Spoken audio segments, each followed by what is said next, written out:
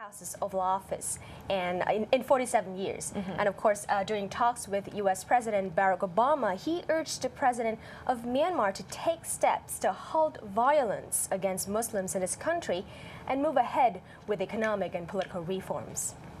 Well, Obama also said that Thein Sein had assured him that he intends to move forward on releasing more political prisoners and institutionalizing political reforms that have already taken place. Thein Sein also vowed to resolve ethnic conflicts by incorporating all communities into the political process. The U.S. president said he also shared with President Thein Sein their deep concern about communal violence that is directed at Muslim communities inside Myanmar.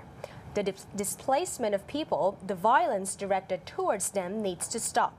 Thein Sein said that Myanmar faces a daunting task in carrying out reforms, but said for democracy to flourish in the country, the reforms must be carried out in the years ahead. Myanmar will need the support and understanding of the international community, including the United States, as it goes through the process. Rights groups and some U.S. lawmakers fear Obama has moved too quickly since forging a dramatic breakthrough in relations in 2011 after half a century of military rule in Myanmar.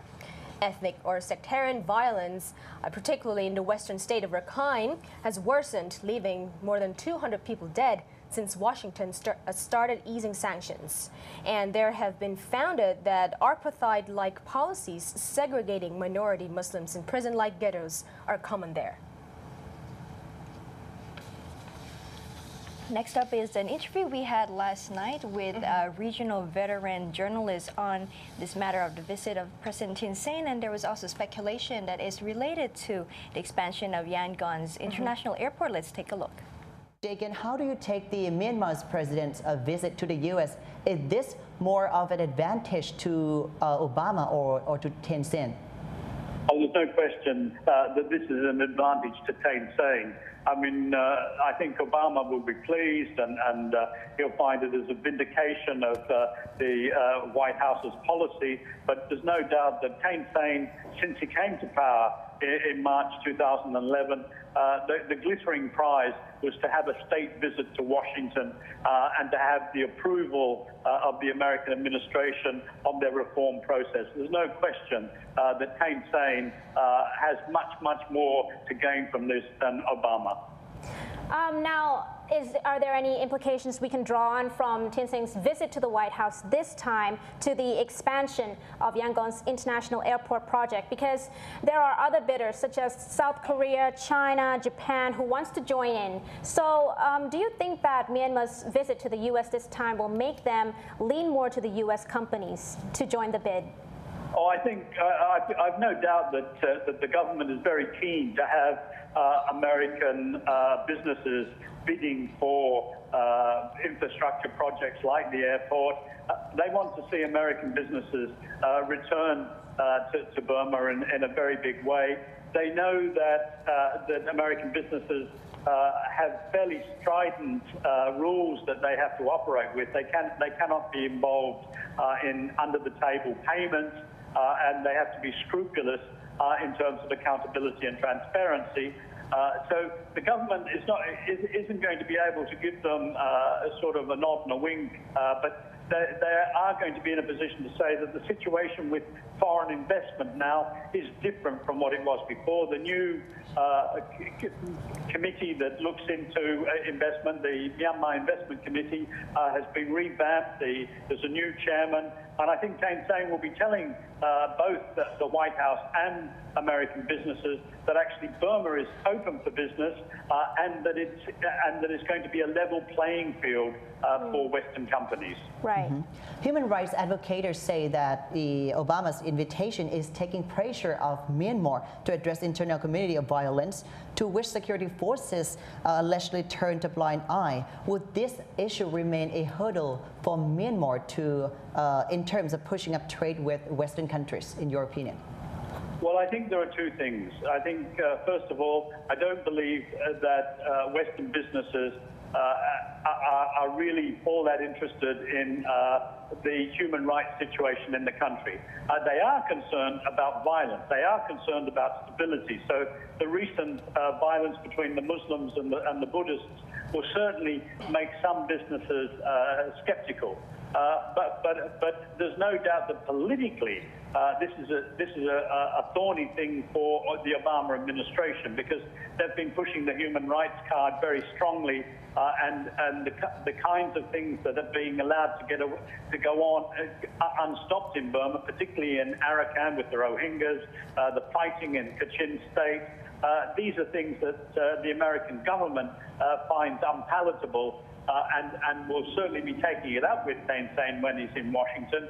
But of course, they're also going to be criticized and are being criticized by human rights groups for not taking a stronger line with Thein Sein. Right. Now, Larry, let's turn to also another issue regarding on the U.S. side, as the U.S. also needs to move even closer to Myanmar because it links the U.S. with other Southeast Asian nations as well in order to widen the U.S.'s Asia-Pacific pivot right now, and also to catch up with China. Do you think that this belief is plausible, in your opinion? Well, there's no doubt that America is very keen to strengthen its position in Myanmar, and that part of it, not all of it, but part of it is to try and reduce the influence of China. The likelihood that there will be increased military exchanges, that's army to army, is very strong, and that is certainly something that the Chinese won't like. And there's no doubt it's another way of trying to reduce Chinese influence. I think that China understands that Burma needs to be more independent, that it cannot be as dominated by China or by Beijing as it has been, right. And that it's sensible to have a more of a balanced position as far as the Americans are concerned. I don't think America sees this, though, as an important strategic step in terms of the rest of Southeast Asia, because obviously the US and Washington have very strong relations with many Southeast Asian countries, particularly Thailand. But there's no doubt that this is a very important strategic country that links Southeast Asia with South Asia, and the Americans are very keen to have some major influence in there, and to see trade flow not only between Myanmar and America, but to see it flow generally, and to see the seas, particularly the Andaman Sea, open up as a channel for trade. So I think there are strategic interests, and it is partly motivated by an attempt to balance the Chinese influence. But I think one could stress that too much. Right. Right. Thank you very much, Larry, for joining us.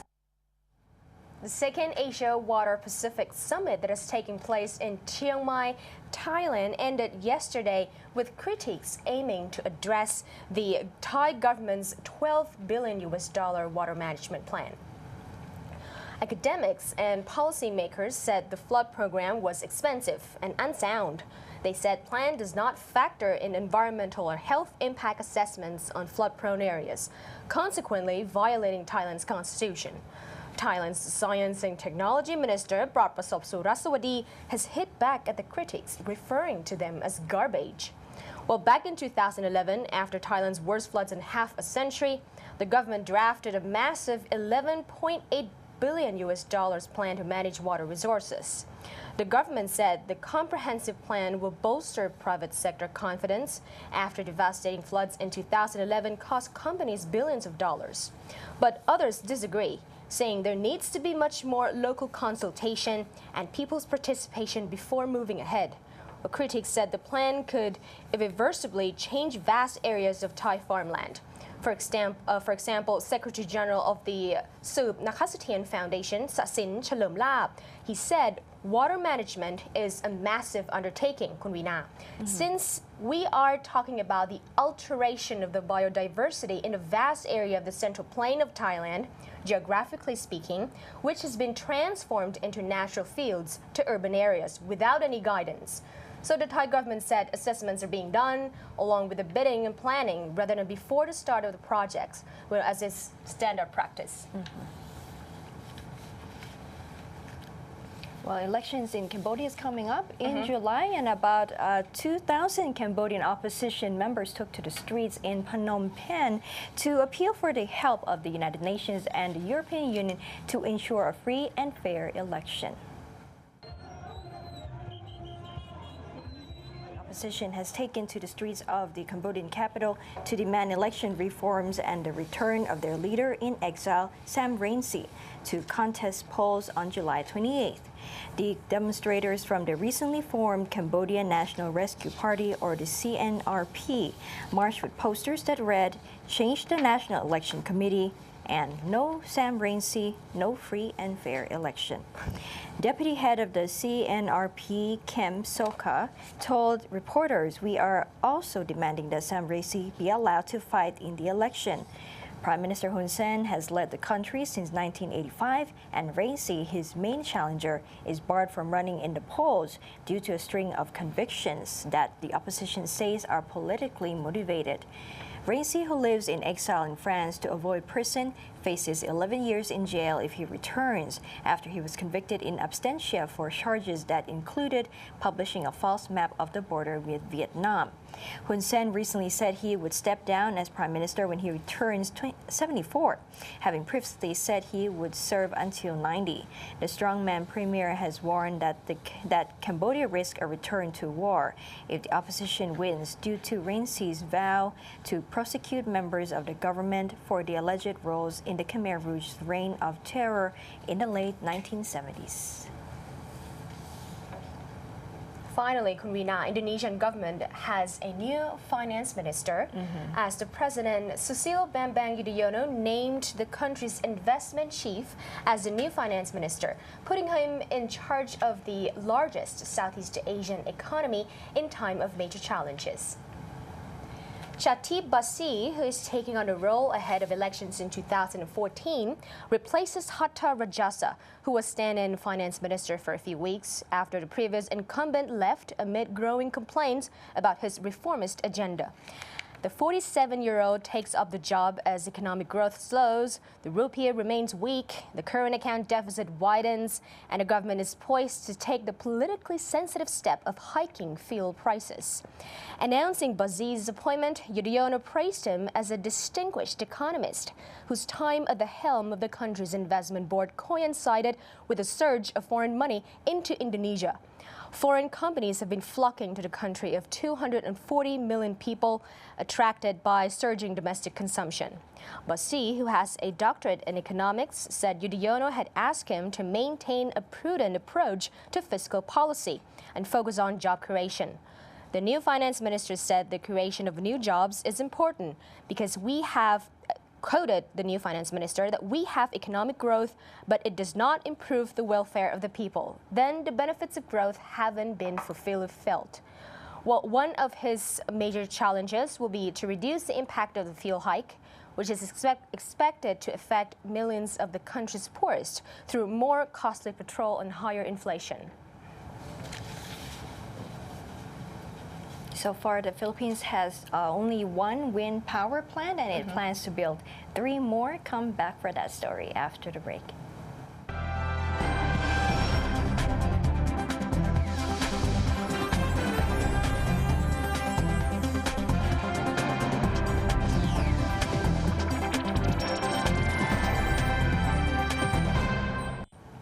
Take a look at energy in the Philippines.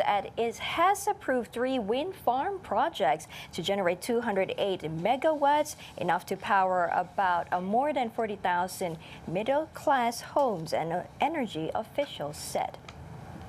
Not only as a private sector or regulatory body, which aims to ensure half of the country's energy comes from renewable resources by 2030, compared with about 39% currently, the official said. The 3 projects are due to be operational by early 2015, said Mario Barrasigan, the Energy Department's Renewable Energy Bureau chief. Under the incentive scheme, wind companies will get a fixed kilowatt-hour rate of 8.53 pesos rather than a fluctuating amount. The provision is part of the 2008 Renewable Energy Law, intended to spur investment in sources including geothermal, biomass, solar, hydro, and wind. The largest of the projects is a wind farm to be set up in Burgos Town, 320 kilometers north of Manila, by Energy Development Corp. The 87-megawatt project will cost an estimated $300 million, the company said in a statement. The 2 other wind projects of 67.5 megawatts and 54 megawatts will also be set up by local firms Alter Energy Wind One Corp and TransAsia Oil and Energy Development Corp, respectively. The 2 firms declined to disclose how much their projects would cost. The Philippines already has one 33-megawatt wind power plant in the north, set up in 2005 before the Renewable Energy Law was passed. Vietnam still faces major risk of macroeconomic instability, well, according to a deputy premier also adding that as credit growth trails behind targets, while banks work to reduce elevated bad debt that has hampered growth.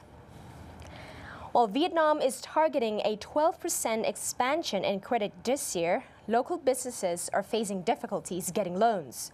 And credit grew about only 2% in the first 4 months of the year. Well, according to Deputy Prime Minister Nguyen Xuan Phuc, the economy expanded 5.03% last year, the slowest pace still since 1999. And the International Monetary Fund last month cut this year's forecast to 5.2% from 5.8%. Lending grew last year by what the World Bank described as an anemic 9%. And while the central bank has cut policy rates, its attempts to spur growth have been countered by delays in forming a vehicle to address bad debt. Phuc said that Vietnam's economy still has shortcomings and weaknesses.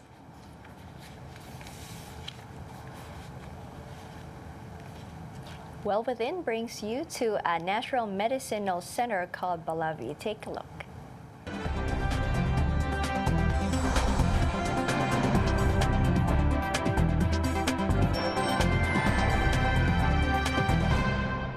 Welcome to Well Within, a program that will update everything you need to know about health from top to toes and from the inside through the outside.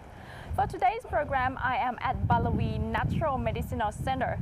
This place offers many kinds of natural therapies for those who would like to change their lifestyle for their well-being. Balavi is a health center providing natural remedy and therapy to its patients. At the center, both holistic medicine and natural healing in medical treatment are used by certified doctors. Who have a medical center, we have 2 parts. One is the clinic treatment by natural health, and the other one is the natural health center for people to coming here to change their lifestyle and change their diet. So what sort of therapy that they would receive?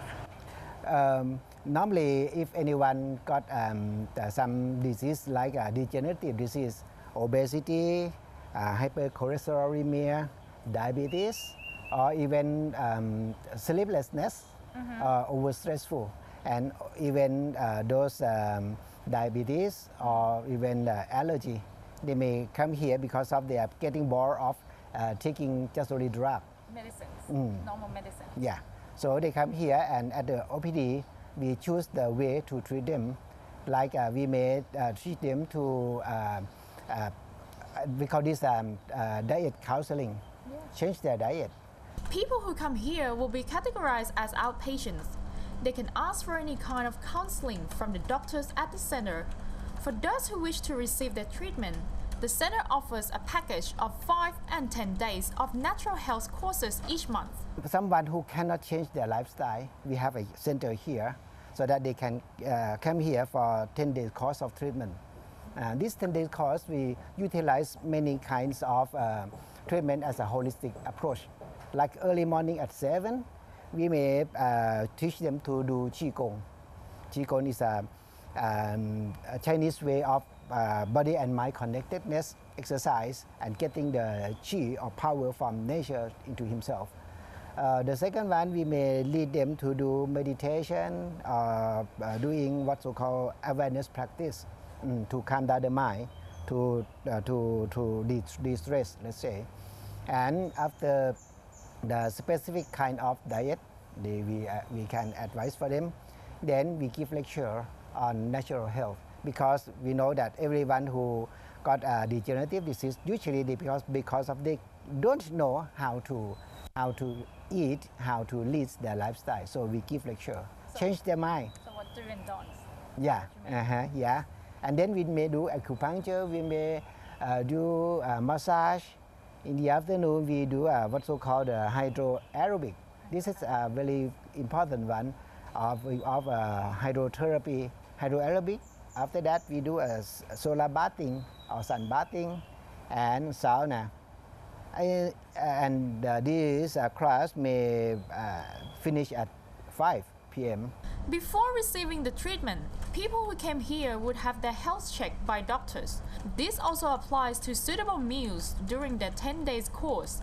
Like obesity, diabetes, hypercholesterolemia, we may let them take a non-carb diet. For someone who have got allergy, we may use the detoxification diet, fasting for health. And yeah, and so someone who has cancer, we may utilize what's so called anti-cancer diet for them. Apart from Thai people, Balavi also receives non-Thai patients. For this reason, classes are given in Thai, English, and Chinese. After getting to know about this place, I am sure that most of you would like to know more about the therapies that they have over here. That's why I have picked 4 of the main therapies over here, starting with next week, the hydrotherapy. Till then, I'll see you again next week. สวัสดีค่ะ